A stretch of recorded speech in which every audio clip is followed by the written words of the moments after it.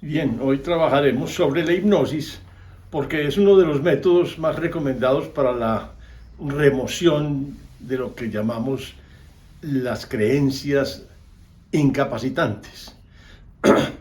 Hace unos 50 años yo estuve dedicado unos 3 años al estudio de la hipnosis clínica y experimental.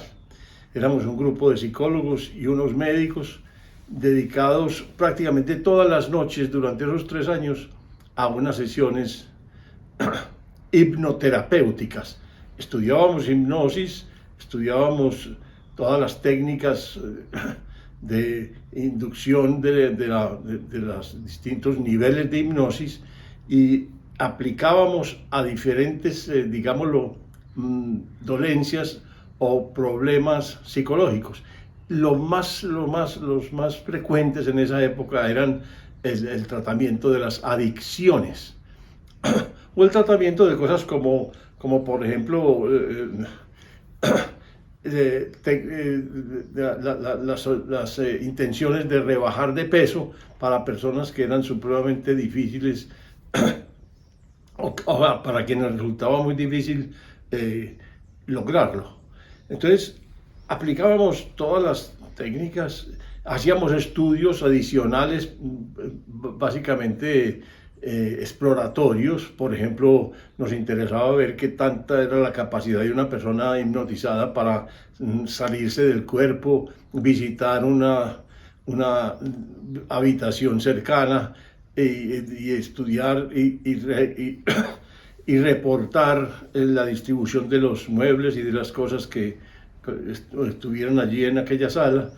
Y estudiábamos las coincidencias para ver qué tanto se podía establecer que una persona bajo estado hipnótico pudiera realmente tener una percepción prácticamente extrasensorial. Trabajamos, como dije, unos 3 años seguidos, pero yo finalmente dejé esa práctica y quiero explicar básicamente por qué la dejé. Porque cuando yo veía que una persona atendiendo, por ejemplo, a una orden poshipnótica, por ejemplo, dejaba de consumir alimentos en demasía y lograba entonces, por ejemplo, perder unos cuantos kilos y en fin, yo nunca pude atribuir ese cambio a una gran transformación personal. Entonces siempre me pareció que cualquier logro obtenido mediante una instrucción externa no aumentaba en forma alguna el nivel de conciencia. Antes todo lo contrario, me parecía que eso contribuía a disminuir el nivel de responsabilidad con que la gente abordaba los asuntos de su vida. Entonces yo yo me resistí claramente a eso y no volví a utilizarlo, más porque ante un paciente, si yo tenía alternativas muy distintas, pero todas eficaces, indiscutiblemente las prefería porque no tenían ese residuo de menoscabar la responsabilidad del paciente frente a sus síntomas. Había además un segundo elemento que me molestaba tremendamente y era que en esa época la concepción de la hipnosis era muy autoritaria, era casi, pues así como acabo de decir, órdenes poshipnóticas.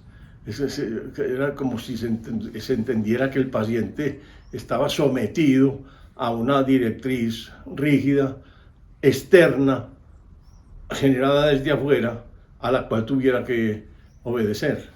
Entonces era un concepto que no calzaba ni con mis expectativas ni con mi concepto general de desarrollo humano, porque yo suponía que cualquier terapia, en principio, además de superar los síntomas o los conflictos o las dificultades, tendría que estar asociada a un crecimiento más sensible de su nivel de conciencia y por supuesto del nivel de responsabilidad de la persona con su vida y con su cuerpo y con sus manifestaciones. Entonces yo durante muchos años suspendí esa práctica Sin embargo, en algún momento dado, encontré un médico gringo muy importante en la hipnosis que se llamó Milton Erickson. Y me llamó mucho la atención porque lo que él trabajaba como hipnosis para mí era simplemente trabajar sobre visiones, que yo para esa época sí tenía muy claro que la gente se diferenciaba en las visiones que tenía acerca de sí mismo y acerca del mundo y acerca del trabajo, por ejemplo, que desempeñaba. Entonces veía que las diferencias entre unas personas y otras, o entre unos estados de productividad y otros, estaban asociados muy claramente a distintas visiones de lo que era el desempeño, la productividad, la calidad, el trabajo en general. Y había trabajado mucho en el campo del desarrollo directivo y básicamente el trabajo era sobre visiones. Y desde allí aprendimos uno de los procesos más importantes de la administración y del liderazgo empresarial, que era la homologación de visiones, cómo se desplegaban las visiones y cómo se homologaban durante la marcha de una organización. Me llama mucho la atención el enfoque de Erickson, primero que todo porque él trabajaba con imágenes, en el sentido de que para él era muy importante no intervenir directamente el síntoma, sino sugerirle a la persona que utilizara herramientas propias para digerir los síntomas, para sublimarlos, para cambiarlos por otros sentimientos y estados emocionales y del ser. Entonces, a mí el uso de las imágenes siempre me pareció el más oportuno. ¿Por qué? Porque es que el subconsciente siempre trabaja en ese idioma, en el idioma de las imágenes. Y porque todos los, digamos, experimentos que yo hacía sobre aprendizaje me llevaban a mostrar que si la persona enfocaba imágenes, es decir, que cuando estaba, por ejemplo, leyendo, se esforzaba por formar imágenes de lo que estaba leyendo y no solamente quedarse en la repetición de las palabras que leía, desarrollaba una comprensión mucho más profunda del tema y además memorizaba mucho más profundamente y mucho más fielmente lo que estaba estudiando. Entonces, para mí las imágenes eran demasiado importantes.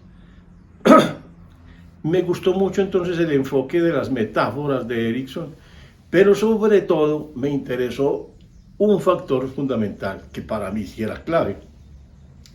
Y es que Erickson nunca quiso dar órdenes desde afuera, porque él decía, cada paciente es absolutamente único y es él el que debe encontrar, de acuerdo a la naturaleza misma de las experiencias de su vida, cuáles son las soluciones que le sirven a él. Y por eso yo nunca quise desde afuera dar una instrucción o nada. Y por eso siempre hablé no de trasladar una visión, sino de homologar una visión, porque básicamente la homologación de una visión exige es como una negociación, reconocer la visión que tiene el otro, ponerla explícita frente a los dos, reconocer la visión que yo tengo acerca del asunto y discutir las diferencias hasta que podamos lograr un acuerdo deliberado, consciente y completo, porque en ese caso está homologada la visión y esa visión no solamente es mía, sino que es de él. La que resulte de ese examen es una visión propia. Entonces, a mí esa parte me pareció fundamental porque me parecía que era un principio absolutamente cierto. Porque en esa época yo inclusive llegué como a una conclusión muy general, pero muy valiosa para mí, y es la siguiente. La esencia humana como especie, decía yo en mi conclusión, es igual. O sea, todos los individuos somos, por ser humanos, participantes de la misma esencia. Pero las diferencias que hay entre cada ser humano se deben a la experiencia, a que cada uno nace y desde el momento en que nace y empieza a vivir, tiene experiencias diferentes. Y uno de los ejemplos que yo más traía era, nacen dos muchachos univitelinos, dos gemelos univitelinos, tienen la misma herencia genética. Son no solamente iguales en esencia, sino iguales genéticamente. Sin embargo, uno nace primero, no nacen los dos al mismo tiempo. Uno queda a la izquierda de la cuna, si es una cunita compartida, otro queda a la derecha. Uno toma alimento primero que el otro. Uno grita primero que el otro. O sea, los ángulos desde donde ejercen su vida son diferentes desde el mismo inicio de la vida. Entonces para mí, yo decía, eso coincide con lo que aprendo tanto de la psicología como de la etología, que es la ciencia del comportamiento animal, y de la genética, que en esa época estábamos muy lejos todavía de la aparición de la epigenética, o sea, dependíamos mucho del concepto viejo de que la genética era con las influencias ambientales las dos influencias definitivas para el ser humano. Pero entonces para mí era una verdad de apuño el enfoque ericksoniano. Y realmente me parecía importantísimo porque así como él decía, por ejemplo, en una sesión hipnótica, le sugería a la persona que ella tenía por dentro todas las herramientas necesarias para solucionar un determinado problema y que esas herramientas estaban, digámoslo, en una cajita que el subconsciente de él contenía. Y entonces lo invitaba a que buscara cuáles eran las herramientas adecuadas y las usara para buscar la solución.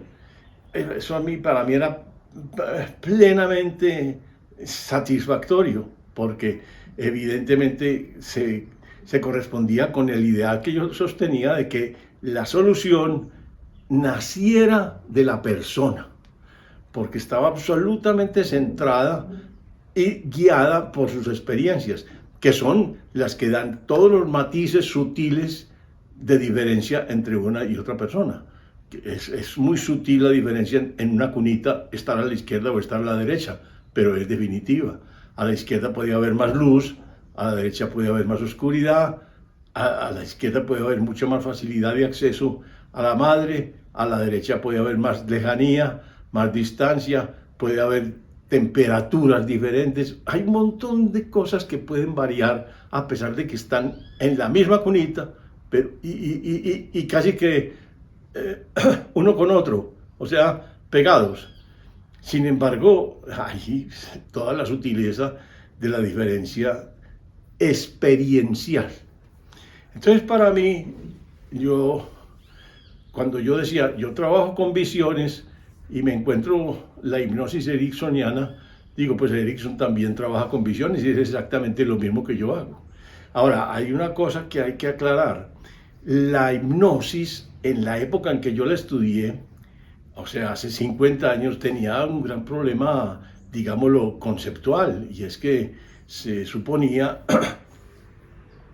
que había personas que eran más susceptibles a la sugestión y había personas intermedias en esa susceptibilidad y había personas refractarias completamente a las sugestiones. De hecho, el profesor, el director y profesor y maestro de Erickson tenía una especie de test que utilizaba con todos sus alumnos para que ellos aplicaran esa instrucción a varios pacientes y los fueran clasificando en fácilmente hipnotizables, medianamente hipnotizables y no hipnotizables. Eran como esas las tres categorías. Y de pronto encontró que Erickson se le estaba, digámoslo así, entre comillas, tirando en los resultados, se le estaba dañando todos los resultados, porque resulta que Erickson encontraba que todas las aplicaciones y todos los pacientes de él eran fácilmente hipnotizables. ¿Y qué era lo que pasaba? Que cuando él empezaba a trabajar con un paciente, él rápidamente se salía del guión y se dejaba guiar más por las características del paciente, por las sutilezas que el paciente admitía como importantes para él. Entonces él las usaba y se iba por ese camino para que fuera el paciente el que decidiera finalmente cómo concentrar su atención y llegar a un estado hipnótico. Que de paso se ha dicho, hoy por ejemplo sabemos que en la hipnosis no hay una sujeción, una obediencia, digámoslo, casi que esclava ante el gran hipnotizador. Hoy sabemos que cualquier persona, primero, si no está de acuerdo con la orden o la instrucción o la sugerencia, o mejor, la sugestión que le hagan, puede perfectamente rechazarla y hacer caso omiso de esa sugerencia. Hoy sabemos claramente que, hablando por ejemplo de ondas cerebrales, una persona hipnotizada no está dormida. Si uno le hiciera un electroencefalograma a una persona profundamente hipnotizada, no la encuentra en onda delta, que es el estado de sueño profundo. Básicamente las ondas típicas de la hipnosis son la onda alfa y la onda zeta. La onda zeta es aquella en que forma muchas imágenes y es como la que antecede, digamos, a las ondas delta, pero todavía hay conciencia, hay claridad, hay luz, digamos, hay imágenes nítidas y profundamente significativas. Entonces, inclusive, hablando de la predominancia de las ondas a través de las edades, uno podría decir, un bebé, un niño pequeño de 2 años, es un niño que tiene un predominio absoluto de onda delta. ¿Por qué? Porque vive dormido todo el día. O sea, despierta brevemente para alimentarse. Pero está haciendo un trabajo gigantesco de crecimiento, porque en esos 2 años, duplica el tamaño, que nunca lo vuelve a hacer en la vida. Nunca. Por más que en la adolescencia se estire de una manera pavorosa y supere la talla de su padre y de su madre, pero con creces, nunca dobla el tamaño, lo dobla es solamente en ese periodo. Entonces, en ese periodo de profunda, digámoslo, de dormir profundo, que está haciendo la regeneración más intensa de todos sus tejidos para poder hacer semejante logro, que es duplicar su tamaño. Pero además, recoger todas las influencias del medio por todos los sentidos que pueda, porque su inconsciente, digamos, que está totalmente despierto y trabajando desde siempre, está recogiendo información, y está recogiendo información demasiado variada, importante, profusa y continuamente. O sea, porque no duerme, porque los sentidos, en general, por ejemplo, el sentido del oído no está dormido. En general, nosotros seguimos recibiendo influencias táctiles y seguimos recibiendo influencias olfativas. Las únicas influencias que nosotros realmente, digámoslo, cancelamos son las influencias visuales, que por supuesto son mucho más importantes en general en cantidad que los otros sentidos, porque puede llegar a ser hasta el 80% de la información que recibimos por vía visual. Pero el asunto es que los otros sentidos siguen trabajando, es decir, el oído no descansa, el oído sigue oyendo, sigue escuchando y sigue recibiendo información acústica, y por supuesto la sigue procesando en su cerebro, a nivel inconsciente sí, pero la sigue procesando. Entonces cuando yo empecé a hacer un ejercicio muy importante, que lo he consignado en videos anteriores, que es el ejercicio de visualizar cómo uno está envejeciendo, yo empecé con ejercicios mucho más cercanos, digamos, en el tiempo. con mis pacientes simplemente decía, vamos a ver, por este camino que estás eligiendo, vamos a visualizar cómo te ves a 1 año o cómo te ves a 2 años. Y en esa época lo máximo que yo avanzaba era a 5 años, porque era como el plazo que en las empresas utilizábamos como decir largo plazo. Corto plazo, 1 año. Mediano plazo, 2, 3 años. Largo plazo, 5 años. Un lustro. Eso era como lo que usábamos en esa época. Entonces, esos plazos eran los que yo utilizaba en ese ejercicio. Pero comprobé que nosotros podemos realmente hacer una proyección de nuestra vida bastante fácil si estamos en relajación, o sea, que empezamos con una onda alfa, donde estamos descansados, tranquilos, serenos, pero atentos y capaces de ir focalizando. O estamos pasando también a una onda Z, donde ya la focalización es absolutamente clara y el juego de imágenes es contundente, porque ya ahí no importa tanto la palabra, ahí importa esencialmente es la imagen. O sea, es el lenguaje típico del subconsciente y el lenguaje típico del inconsciente. Por eso cuando hablamos nosotros de las teorías del doble, de las teorías de hablarle y manifestarle deseos al universo, decimos siempre, ojo que el lenguaje básicamente a utilizar ahí es el lenguaje de imágenes, porque ese es el lenguaje que utiliza el subconsciente y el inconsciente.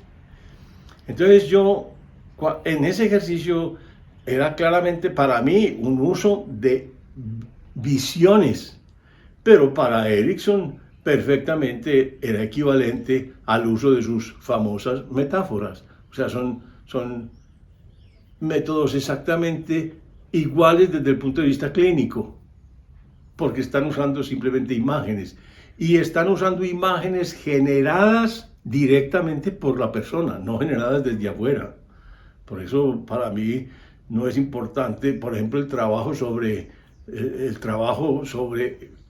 creencias limitantes.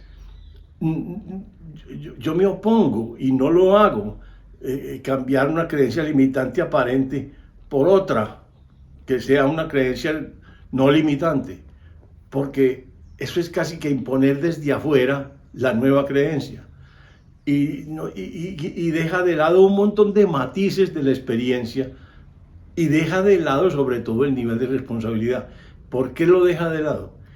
Porque es que muchos pacientes piensan y dicen y afirman que todos sus problemas se generan, por ejemplo, porque tienen una creencia limitada, como si esa creencia limitada fuera externa a ellos y fuera un error y eso fuera la causa responsable de que ellos no asuman su responsabilidad sobre su comportamiento. Y mi trabajo es mostrarles que llegan tanto a un mal resultado por el ejercicio de un tipo de creencia, como que también llegan a un buen resultado porque también tienen la posibilidad de sostener otra creencia completamente contraria. Y yo muestro que no es el predominio de una limitante, sino que es una decisión siempre la que el paciente hace cuando decide ir por un camino o decide ir por otro. Y mi terapia finalmente es conducir y facilitar que mi paciente llegue a esa elección consciente de por qué camino se va a ir, pero que lo haga ya con toda propiedad, con toda conciencia, y utilice todos los recursos necesarios para que su subconsciente lo apoye en el trabajo, claro que sí, pero es una decisión esencialmente consciente.